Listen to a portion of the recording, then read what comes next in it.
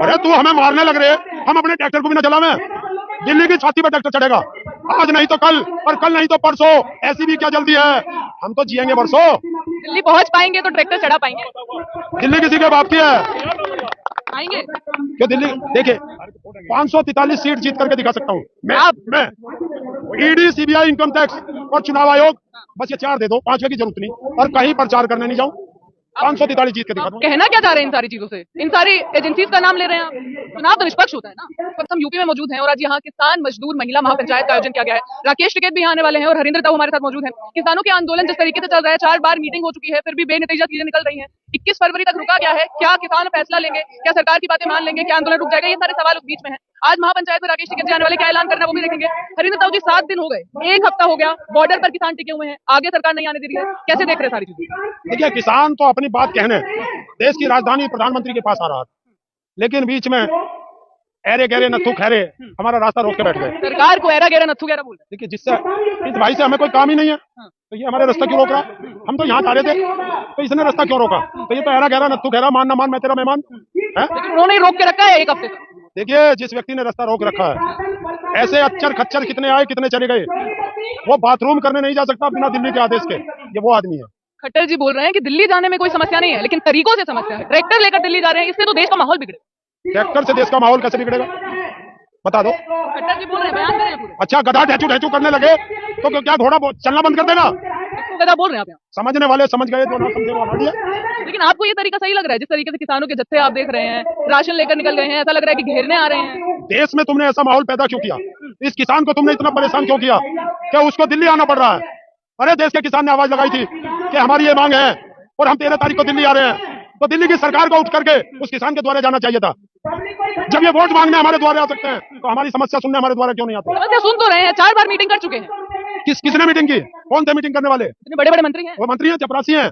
मंत्री इतने बड़े बड़े हैं। अगर मंत्री होते तो समस्या का समाधान करते। जब कोई किसान सवाल करता है, वो कहते हैं रुक जाओ, हम आका के पास जा रहे हैं, दिल्ली पूछ के आते हैं। फिर पूछ के आते हैं, जो आका कहता है आके बता देते हैं।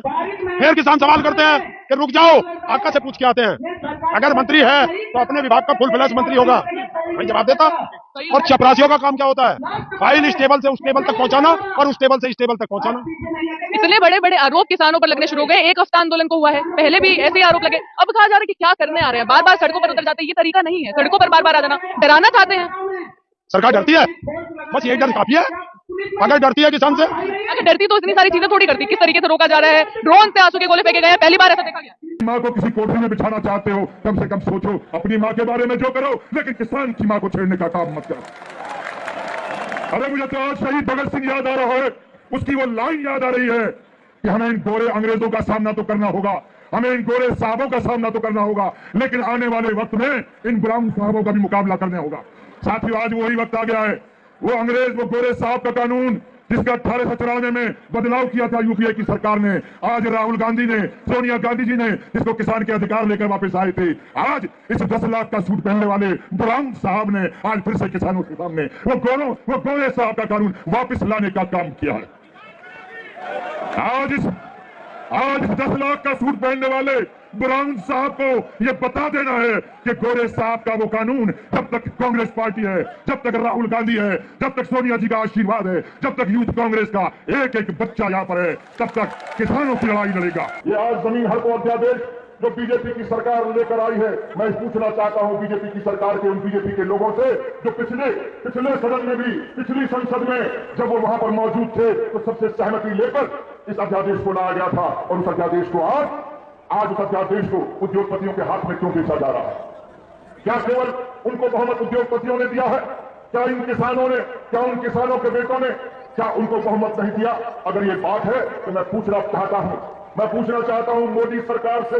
मोदी सरकार जो लोगों को वादे कर रही थी स्मार्ट सिटी का, जानते हो, ये स्मार्ट सिटी के नाम पर आज उन किसानों के सीने के ऊपर बुलडोजर चलाने का जो काम होने वाला है, उसका राहुल गांधी विरोध करता है, उसका सोनिया गांधी जी विरोध करती है, उसकी कांग्रेस पार्टी विरोध करती है। उसके इस मंच पर बैठा हुआ एक योद्धा विरोध ही नहीं करता, बल्कि गांधी और नेहरू की सोच को लेकर आगे बढ़ने का काम करता है। मैं पूछना चाहता हूं नरेंद्र दामोदर दास मोदी से मैं पूछना चाहता हूं, नरेंद्र दामोदर दास मोदी से, अरे तू क्या जानता है? तू 4.5 करोड़ की गोली लगवाकर सूट बेचना जानता है। तू 4.5 करोड़ की गोली लगवाकर सूट बेचना चाहता है। यह वो किसान बैठा है जिसका बेटा हमारी सीमाओं पर शहीद होता है सीमाओं की रक्षा करने के लिए। दामोदर मोदी, मैं तुझसे पूछना चाहता हूं, 4.5 करोड़ की गोली लगवाने वाले, तू 4.5 करोड़ की गोली लगाने वाले को इन किसानों के भविष्य को देना चाहता है।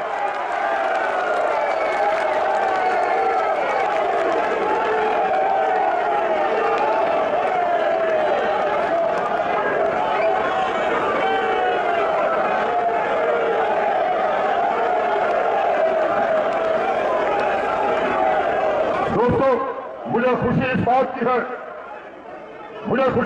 की है कि आज किसानों ने उठकर किसी का स्वागत किया है। ये नौजवान नहीं बल्कि